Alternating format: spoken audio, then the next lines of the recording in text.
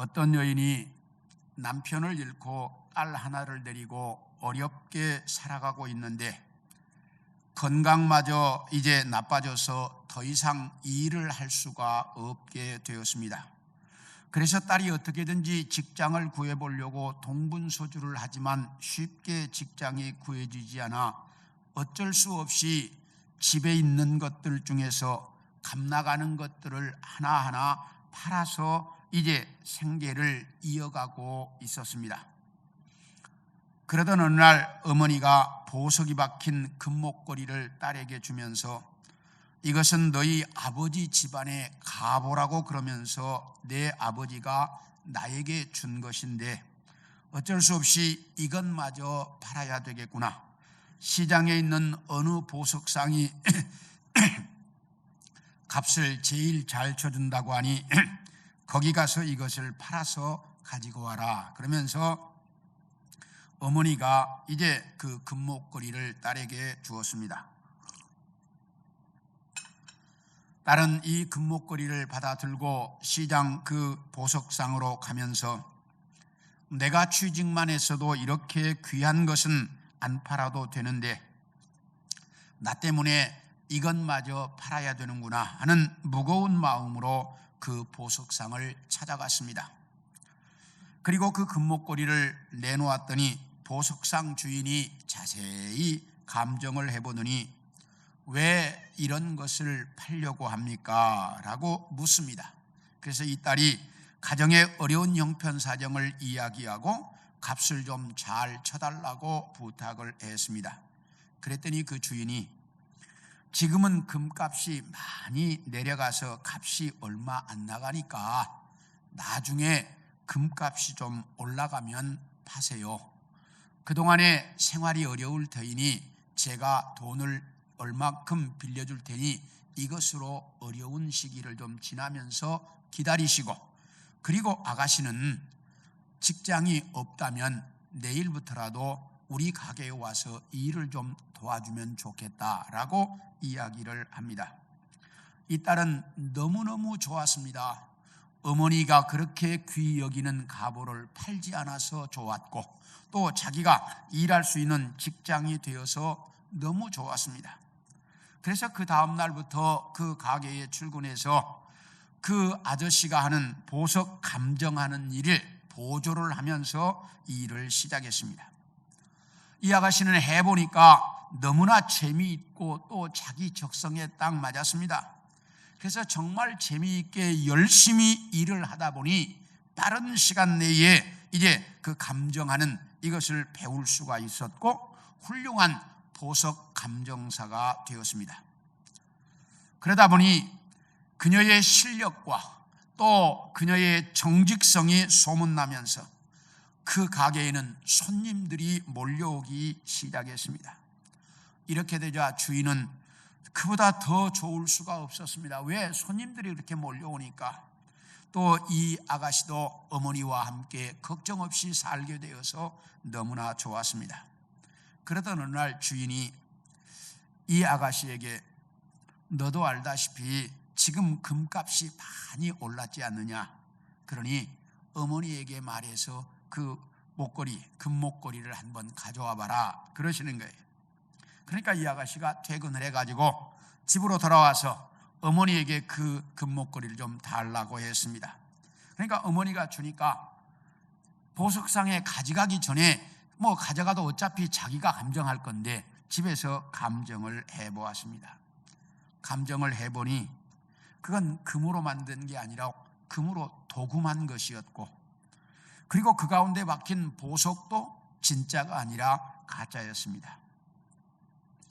이 사실을 알게 된 이 아가씨는 그 다음 날 빈손으로 출근해서 주인 아저씨에게 왜 사실대로 처음에 말해주지 않으셨습니까? 라고 물었습니다. 그랬더니 그 주인이 만약에 그때 내가 이게 가짜라고 너에게 말했더라면 너와 네 어머니가 믿었겠느냐? 너와 네 어머니는 내가 너희의 어려운 형편사정을 이용해서 값을 쳐주지 않으려고 거짓말한다고 나를 그렇게 의심했었을 것이다. 그래서 네가 사실대로 알아볼 수 있도록 하려고 나는 너에게 이 기술을 가르쳤다라고 이야기하면서, 그리고 만약에 그때에 내가 너에게 사실대로 이게 가짜라고 말했더라면 너는 아마 살아갈 용기마저 잃어버렸었을 것이다. 그런데 네가 이렇게 아주 진실하게 성실하게 잘 일을 해줘서 나도 너무나 고맙다라고 주인이 이야기하더라는 것입니다. 이것처럼 오늘 본문에도 보면 미디안에 의해 절망적인 삶을 살아가고 있던 이스라엘 백성들을 구원하시는 하나님의 방법이 아주 잘 나타나 있습니다. 그래서 오늘은 고난 속에 있는 사람들을 구원하시는 하나님의 방법에 대한 말씀을 여러분들과 같이 좀 나누려고 합니다. 첫째, 미디안에 의해 지배받고 있던 이스라엘 백성들의 모습을 같이 한번 보겠습니다. 자, 사사기서 6장 1절과 2절을 봅니다. 사사기서 6장 1절과 2절입니다. 네. 아니, 왜 방송실 뭐예요?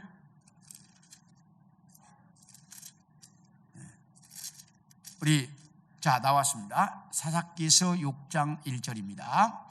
이스라엘 자손이 또 여호와의 목전에 악을 행하였으므로 여호와께서 7년 동안 그들을 미디안의 손에 넘겨주시니 미디안의 손이 이스라엘을 이긴지라 이스라엘 자손이 미디안으로 말미암아 산에서 웅덩이와 굴과 산성을 자기들을 위하여 만들었으며, 여기 보면 드보라라고 하는 사사가 이스라엘을 다스리던 40년 동안 이스라엘 백성들은 아주 평안하게 행복하게 잘 살았습니다. 그러다가 드보라가 죽고 나자 이스라엘 백성들은 다시 또 하나님을 떠나 우상을 섬기며 범죄하는 삶을 살고 있었습니다. 그 당시 이스라엘 백성들이 어느 정도로 우상을 섬기고 살았는지를 우리 같이 한번 봅니다. 사사기서 6장 25절과 30절입니다. 25절입니다. 시작. 그날 밤에 여호와께서 기드온에게 이르시되 네 아버지에게 있는 수소 곧 7년 된 둘째 수소를 끌어오고 내 아버지에게 있는 바알의 제단을 헐며 그 곁에 아세라상을 찍고 30절 성읍 사람들이 요아스에게 이르되 내 아들을 끌어내라. 그는 당연히 죽을지니 이는 바알의 제단을 파괴하고 그 곁에 아세라를 찍었음이니라 하니. 여기 보면 기드온이라고 하는 사람의 아버지가 요아스라고 하는 사람이었어요. 그런데 그 요아스, 기드온의 아버지 집에는 바알 신당과 아세라 신당이 있었습니다. 이 말은 기드온의 아버지가 바알 신과 아세라 신을 섬기는 사람이었다라고 하는 말입니다. 이렇게 바알 신과 아세라 신을 섬기는 사람의 아들인 기드온에게 너는 오늘 밤 네 아버지 집에서 7년 된 숫소 한 마리를 가져오고 그리고 네 아버지 집에 있는 바알 신당을 다 파괴해버리고 그리고 아세라 신상을 가져다가 찍어서 쪼개가지고 그것을 불에 태워 그 소를 각을 떠서 나에게 제사를 드려라. 이렇게 말씀하십니다. 참 하나님이 하시는 일을 보면 신기하고 놀라울 때가 참 많이 있습니다. 다른 사람도 아닌 바알과 아세라 신당을 자기 집에 두고 있는 사람, 어쩌면 바알 신당의 제사장 같은 사람의 아들을 네 아버지가 섬기고 있는 바알 신당을 부숴버려라. 이렇게 말할 수가 있을까 하는 얘기예요. 조금 오늘날로 이걸 비화하면 무당의 아들에게 네 부모가 섬기고 있는 무당을 다 때려 부수고 너는 목사가 되라, 이러는 거하고 똑같다 이 말이죠. 하나님께서 기드온에게 그렇게 말씀하셨습니다. 실제로 바울도 교회를 핍박하는 데 제일 앞장섰던 사람입니다. 그런데 그런 사람을 불러서 교회를 제일 많이 세우는 사람으로 만드셨습니다. 하나님은 이런 식으로 일할 때가 자주 있는데 기드온에게도 똑같은 방법으로 말씀을 하셨습니다. 그랬더니 기드온이 그날 밤에 10사람을 데리고 가서 아버지 집에 있는 바알 신당을 완전히 다 때려 부숴버리고 그 아세라 신상을 가져다가 쪼개가지고 그리고 땔감으로 사용해서 하나님 앞에 제사를 드렸습니다. 하나님이 시키는 대로 기드온이 했습니다. 그랬더니 그 다음 날 아침에 온 그 성에 있는 사람들 전체가 난리가 났습니다. 아니, 누가 이 바알 신당을 다 때려 부수고 아세라 신상을 이렇게 불태웠느냐? 그놈이 도대체 누구냐? 이러면서 난리가 났습니다. 그러다가 기드온이 이랬다는 사실을 알고 이 성읍 사람들 전체가 기드온의 집으로 몰려와 가지고 기드온의 아버지 요아스에게 당신의 아들이 그랬다는데 당신 알고 있느냐? 당신 아들이 그랬다는데 그 아들 끌어내라. 우리가 죽여야 되겠다. 이렇게 그 성읍 사람들이 바알 신당을 때려 부셨다고 기드온을 죽이겠다고 난리입니다. 그러자 기드온의 아버지 요아스가, 여러분 잠깐만 내 얘기를 들어라. 바알이 진짜 신이라면 자기의 신당을 때려 부순 사람을 가만두겠느냐? 그러니 우리가 이렇게 난리치지 말고 조금 기다려보자. 바알이 그 바알 신당을 우리 아들이 부셨다면 우리 아들 그냥 두겠느냐? 바알 신이 하는 대로 좀 두고 보자. 그러니까 사람들이 그 말이 일리가 있거든요. 그러니까 그렇게 해서 그 자리를 피해 넘어갔습니다. 그런데 여기 보면 이스라엘 백성들이 바알 신당을 파괴한 자를 죽이겠다 이러면서 온 성읍 사람들이 모여와서 난리를 치고 있습니다. 이 말은 이스라엘 백성들이 얼마나 바알과 아세라 신상을 섬기며 그 우상에 빠져 살고 있었는지를 단적으로 보여주는 장면입니다. 이렇게 이스라엘 백성들은 완전히 우상에 빠져 있었기 때문에 하나님께서 이스라엘 백성들을 미디안 사람들에게 지배받도록 만들어버리시고 말았습니다. 그렇다면 이스라엘 백성들을 지배하던 이 미디안 사람들은 도대체 누구일까? 이 미디안 사람이라고 하는 사람들이 도대체 누구일까? 우리 창세기 25장 1, 2절과 6절을 봅니다. 시작. 아브라함이 후처를 맞이하였으니 그의 이름은 그두라라. 그가 시므란과 욕산과 무단과 미디안과 이스박과 수아를 낳고 6절. 자기 서자들에게도 재산을 주어 자기 생전에 그들로 하여금 자기 아들 이삭을 떠나 동방 곧 동쪽 땅으로 가게 하였더라. 이 말은 아브라함은 그의 부인 사라가 죽은 이후에 그두라라고 하는 여인과 재혼을 했습니다. 참 재밌어요. 그때 아브라함이 110살이 넘었는데 그때 재혼을 했어요. 그래서 재혼을 했는데 더 놀라운 것은 재혼한 부인과 6명의 아들을 낳았습니다. 한 명도 아니라 6명의 아들을 낳았는데 그 6명의 아들 중에 하나가 미디안이었습니다.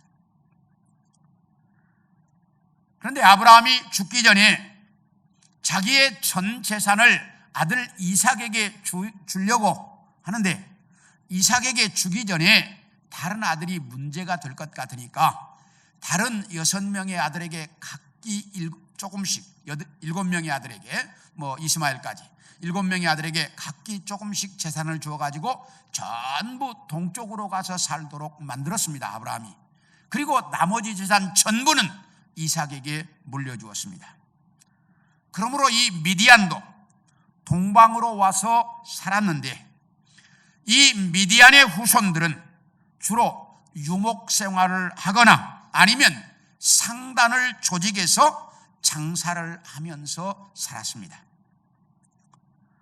그래서 야곱의 10명의 아들이 동생 요셉을 팔았을 때 그 요셉을 사다가 애굽의 노예로 팔았던 사람들도 이 미디안의 후손인 미디안 사람들이었습니다.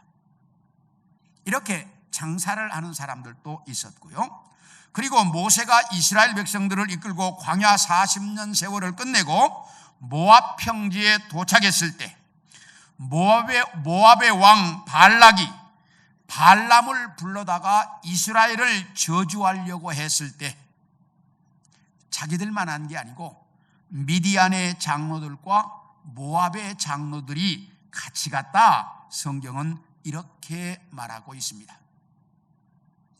이것을 보면 미디안 사람들이 주로 살았던 지역이 모압 사람들이 살았던 그 근처에서 살았을 것이다 라고 추정을 하고 있습니다.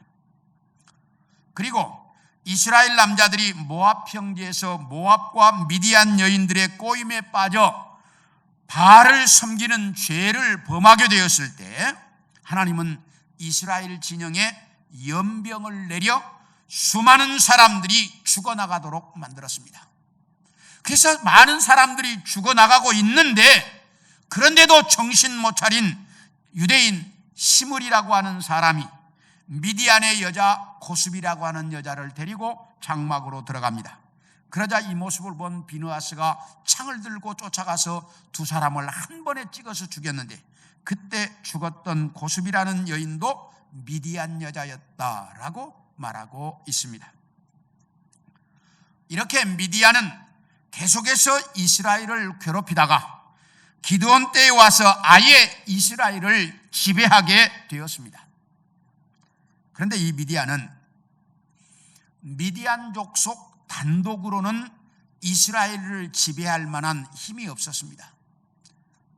미디안족 속 자기들만으로서는 이스라엘을 지배할 만한 힘이 없었습니다. 왜냐하면 이 미디안은 어느 한 지역에 거주하면서 나라를 건설해봤던 민족이 아니었기 때문입니다.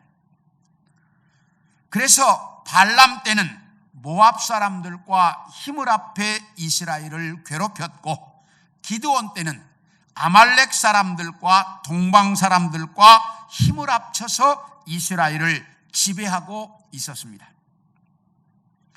그런데 이 아말렉 사람들이나 동방 사람들 모두 다 어느 지역에 거주하면서 나라를 건설해보지 못한 떠돌이 민족들이었습니다.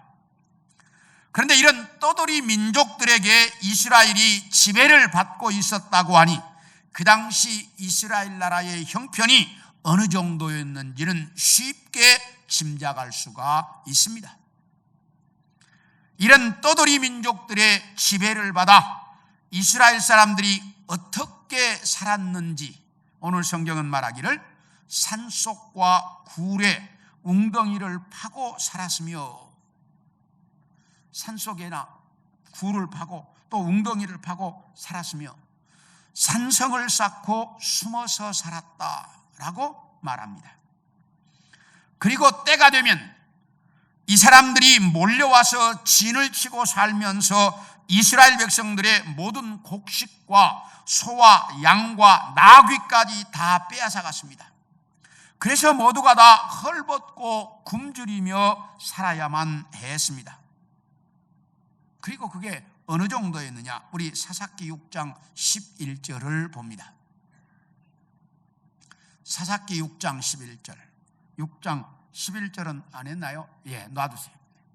이제 사사기 6장 11절에 보면 기드온이 미디안 사람들이 두려우니까 어떻게 했느냐, 이제 타작을 하는데 포도주 짜는 즙틀 속에서 숨어서 타작을 했다, 이렇게 말을 하고 있어요. 왜? 그만큼 이스라엘 백성들은 숨어서 비참하게 살았습니다. 그 미디안 떠돌이 민족들에게 당해가지고 이스라엘이 이렇게 비참한 삶을 살아야, 헐벗고 굶주리고 숨어서 몰래 이렇게 겨우 생명을 연장해가는, 그게 그 당시 이스라엘 백성들의 모습이었습니다. 우리 사사기 6장 6절을 한번 봅니다. 시작. 이스라엘이 미디안으로 말미암아 궁핍함이 심한지라 이에 이스라엘 자손이 여호와께 부르짖었더라. 이렇게 삶이 비참해지니까 그때 가서야 하나님을 찾았다라고 말합니다. 정말 한심하다는 생각이 들지 않습니까? 평안할 때 하나님을 찾았으면 얼마나 좋았겠습니까? 그런데 이스라엘 백성들은 꼭 이렇게 자기들이 극한 한계 상황에 와야만 그때 가서야 하나님을 찾았습니다. 정말 한심한 사람들처럼 보입니다. 우리 시편 137편 1절도 봅니다. 시작. 우리가 바벨론의 여러 강변 거기에 앉아서 시온을 기억하며 울었도다. 여기 보면 이스라엘 백성들이 바벨론 포로로 끌려가서 사는 동안 얼마나 힘이 들고 고통스러웠으면 예루살렘을 생각하며 울었다라고 말씀하고 있겠습니까?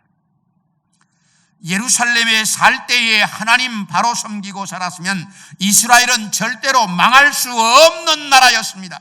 그런데 하나님 바로 섬기지 않고 우상 섬기며 살다가 나라가 망해서 남의 나라에 포로로 끌려와 이렇게 망국의 한을 품고 살면서 그렇게 울어야 했던 것이 이스라엘 백성들이었습니다. 그렇게 고통스러우니까 그때 가서야 이스라엘 백성들은 또 하나님을 찾았습니다. 성경을 보면 볼수록 인간은 정말로 죄인이로구나 하는 생각을 자주 하게 됩니다. 평안할 때 하나님 잘 섬기고 살면 얼마나 좋겠습니까?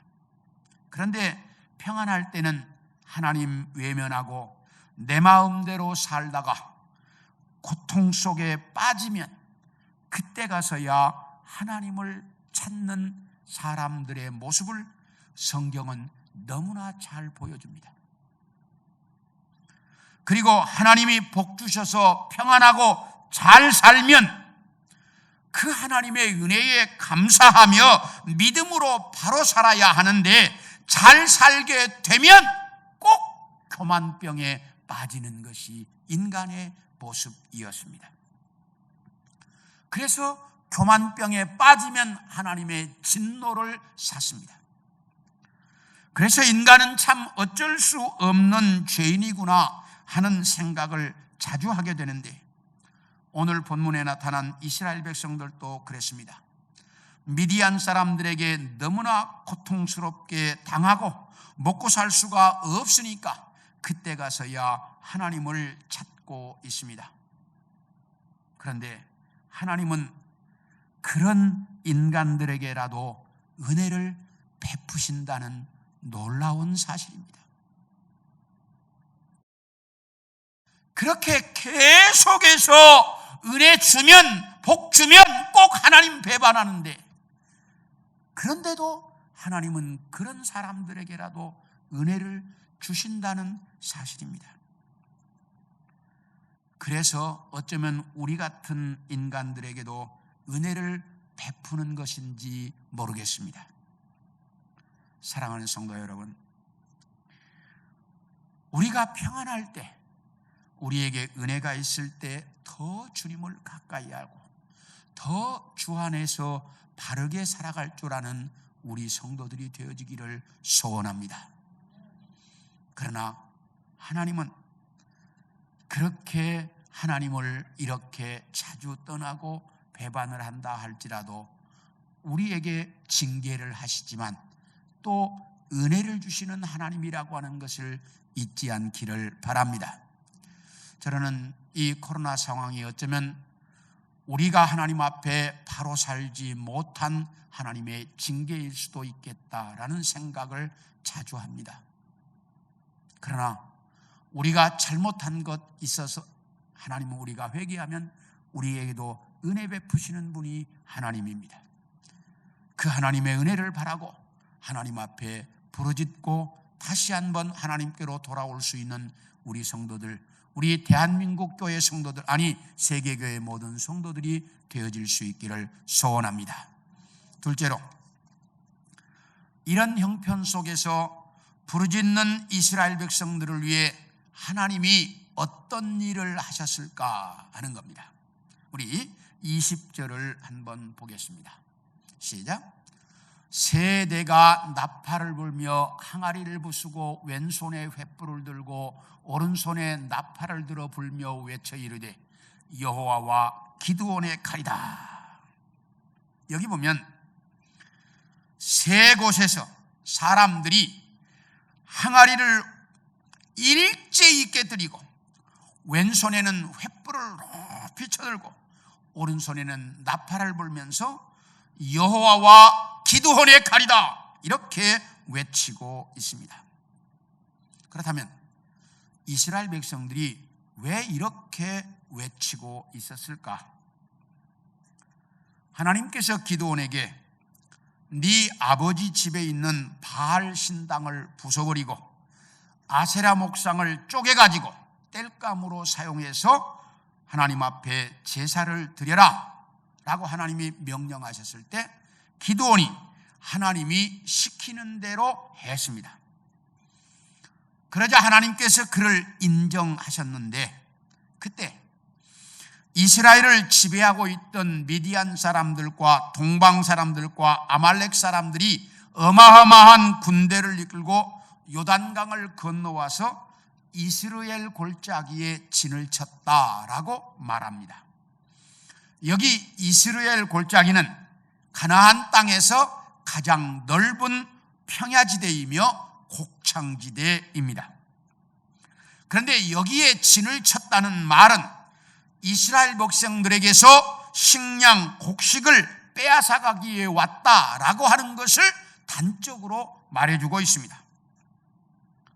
그래서 이 사람들이 이제 이스라엘 골짜기에 딱 진을 치고 이스라엘 백성들에게서 탈취를 해가려고 하는데 그때 성령이 기드온에게 임했습니다. 하나님의 영이.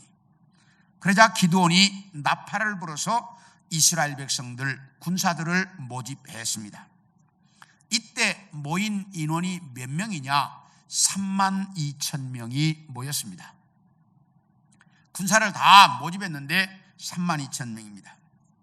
그때 하나님이 이렇게 말합니다. 기드온아, 군인 수가 너무 많다. 그러니 돌아가고 싶은 사람들은 다 돌려보내라. 그래서 기드온이 여러분 두렵거나 집으로 가고 싶은 사람은 다 돌아가세요. 그랬더니 22,000명이 돌아가고 1만 명만 남았습니다. 그런데 하나님 그러십니다. 야 기드온아, 1만 명도 너무 많다. 이 1만 명을 데리고 물가로 내려가라. 그래서 물가로 내려갔어요. 그러니까 이제 목이 마르니까 사람들이 물을 먹는데 어떤 사람들은 손으로 떠서 먹는 사람이 있고 나머지는 엎어져서 물을 마시는 사람이 있는데 따로 세우라는 겁니다. 하나님이. 그래서 세워보니까 손으로 물을 떠서 먹은 사람은 300명이었습니다. 그때 하나님께서 손으로 물을 떠서 먹은 300명만 남겨두고 9,700명은 다 돌려보내라 그러시는 겁니다. 그래서 1만 명 중에 9,700명은 다 돌려보냈습니다. 그리고 300명만 남았는데 하나님이 이 300명을 세대로 나누어서 가라고 합니다. 그래서 이제 기드온이 300명을 100명씩 세대로 나누고 너희는 항아리와 횃불과 나팔을 준비해라 이렇게 말합니다. 아니 군인이 싸우러 가려면 뭐가 있어야 돼? 창이 있고 칼이 있어야죠. 그런데 창과 칼은 이야기 안 해. 너희는 항아리와 그리고 횃불과 나팔을 준비해라. 그리고 이경초에 오늘 성경은 그렇게 말합니다. 왜 이경초냐? 이스라엘 백성들은 저녁을 3경으로 나누었습니다. 1경은 오후 6시부터 밤 10시까지, 2경은 밤 10시부터 새벽 2시까지, 3경은 새벽 2시부터 아침 6시까지 이렇게 나누는 게 이스라엘 백성들이 1경, 2경, 3경으로 나누는 법이었습니다. 2경 초, 이 말은 11시쯤 됐다 그 말이에요. 이제 11시쯤. 그러니까 밤 11시쯤 돼서 이 군사들이 다 잠을 딱 들려고 하는데, 그 시간이에요. 잠들려고 하는데 갑자기 어디에서 항아리 깨지는 소리가 들리는데 어마어마한 군대의 이동 소리처럼 들렸고, 그리고 갑자기 나팔 소리를 부르는데 수많은 군사들이 움직이는 것처럼 나팔 소리가 들리고, 그리고 이제 횃불을 높이 쳐들고 움직이는데 이게 어마어마한 군대가 밀려온 것처럼 착각을 일으킨 거예요. 그러니까 이 모습을 본 이 미디안 사람들과 아말렉 사람들과 동방 사람들이 정신이 빠져가지고 도망가는데 하나님께서 서로를 못 알아보게 만들었어요. 그러니까 이 사람들이 눈에 뵈면 적군인지 아군인지 분간이 안 돼. 그러니까 눈에 뵈면 다 죽이는 거예요. 그래가지고 이 사람들이 정신 못 차리고 도망을 갔어요. 근데 자, 이렇게 도망을 가는데 우리 23절을 봅니다. 자, 잘 보셔야 돼요. 이스라엘 사람들은 납달리와 아셀과 온 므낫세에서부터 부름을 받고 미디안을 추격하였더라. 자, 보세요. 300명은 뭐 갖고 전쟁에 나왔어요? 항아리, 횃불, 나팔 갖고. 왜 지워요? 지우지 말고 좀 놔둬요. 방송실 갖고 나왔어요. 근데 도망가는 이 미디안 사람들을 쫓아가는 사람들이 있었어. 누가? 납달리, 아셀, 온 므낫세부터 뭐한 사람들? 부름받고 미디안을 추격했다. 아니 300명은 지금 나팔 불고 소리치고 횃불을 움직이고 있어요. 가만히 그 자리에. 근데 쫓아가는 사람들이 있어. 이게 누구냐 하는 거예요.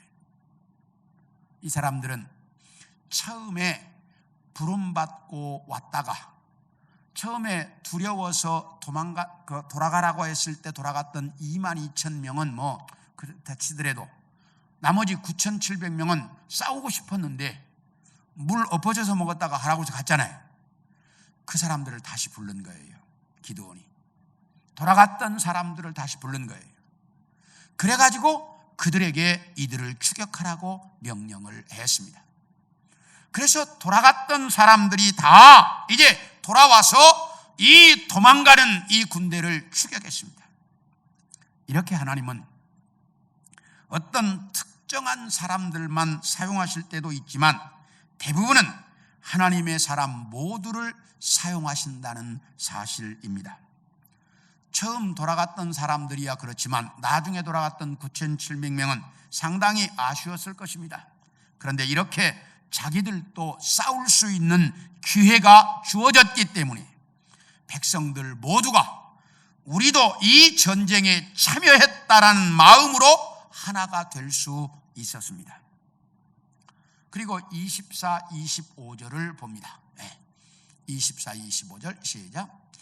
기드온이 사자들을 보내서 에브라임 온 산지로 두루다니게 하며 이르기를 내려와서 미디안을 치고 그들을 앞질려 벳바라와 요단강가에 이르는 수로를 점령하라 하며 이에 에브라임 사람들이 다 모여 벳바라와 요단강가에 이르는 수로를 점령하고 그 다음 또 미디안의 두 방백 오렙과 스엡을 사로잡아 오렙은 오렙 바위에서 죽이고 스엡은 스엡 포도주 틀에서 죽이고 미디안을 추격하였고 오렙과 스엡의 머리를 요단강 건너편에서 기드온에게 가져왔더라.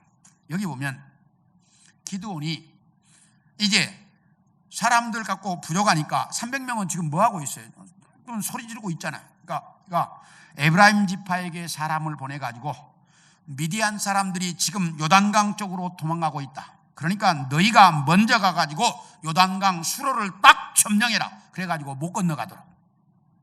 그래서 이 에브라임 지파가 수로를 점령하고 있다가 도망오는 미디안의 두 방백 오렙과 스엡을 사로잡았습니다. 그리고 죽였습니다.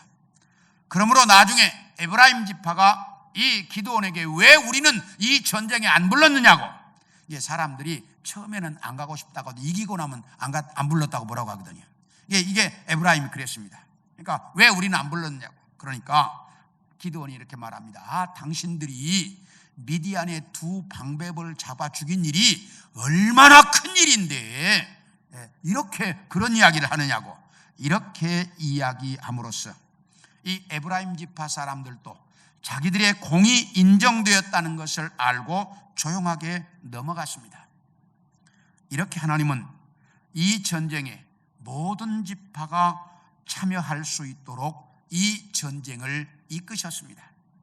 그래서 전쟁을 이기고 난 다음에 지파 간에 갈등이 일어나지 않도록 하나님은 이 전쟁을 승리하게도 하셨지만 나중의 일까지 다 계획 속에서 진행을 하셨습니다.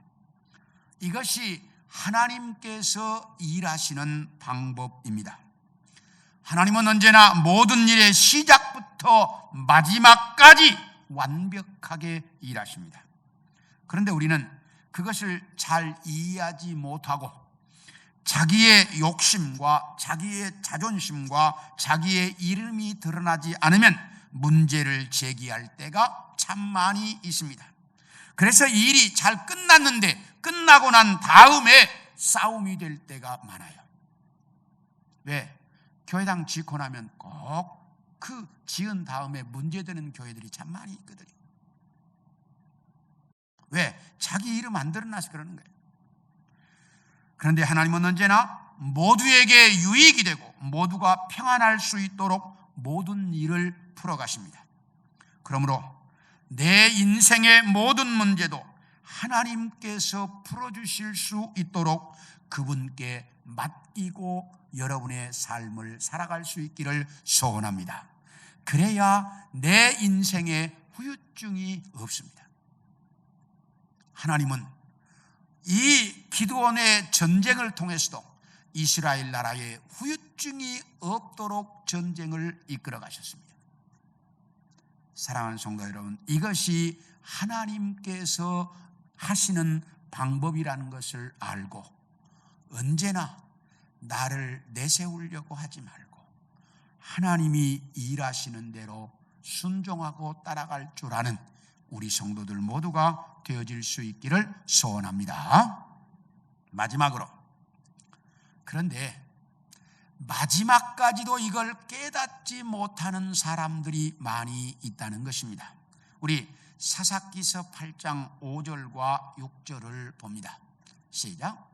그가 숫곳 사람들에게 이르되 나를 따르는 백성이 피곤하니 청하건대 그들에게 떡덩이를 주라.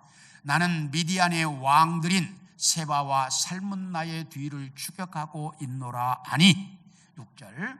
숫곳의 방백들이 이르되 세바와 살문나의 손이 지금 네 손 안에 있다는 거냐? 어찌 우리가 내 군대에게 떡을 주겠느냐 하는지라. 이 말은 에브라임 지파가 미디안의 두 방백 오렙과 스엡을 죽였습니다. 그런데 미디안의 진짜 지도자는 누구냐면 세바와 살문나라고 하는 두 왕이었습니다. 그런데 이 왕들은 어떻게 피했는지 그 전쟁들을 피해서 요단강을 건너 일부의 패잔병들과 함께 도망을 가고 있었습니다. 그래서 기드온이 300명의 군사를 이끌고 그들을 추격하고 있었습니다. 그런데 추격하다가 보니 피곤하고 지치고 배가 고팠습니다.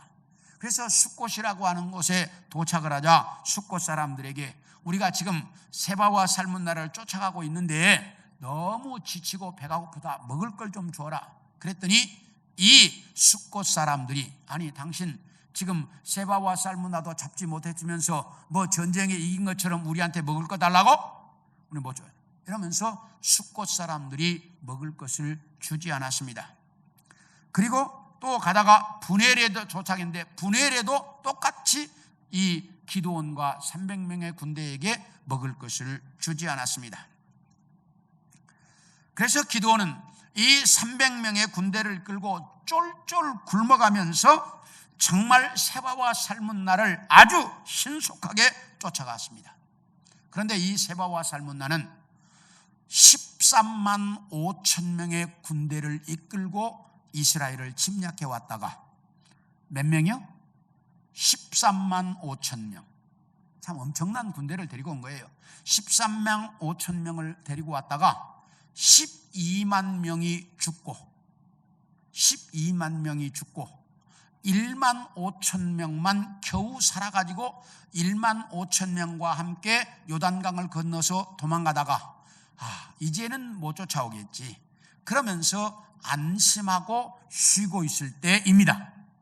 그런데 기드온이 300명의 군사를 잃고 급하게 딸려와가지고 그렇게 안심하고 쉬고 있는 사람들을 급습합니다. 그래가지고 그 1만 5천 명 나머지 군사를 다 죽여버리고 세바와 살문나는 이제 생포합니다.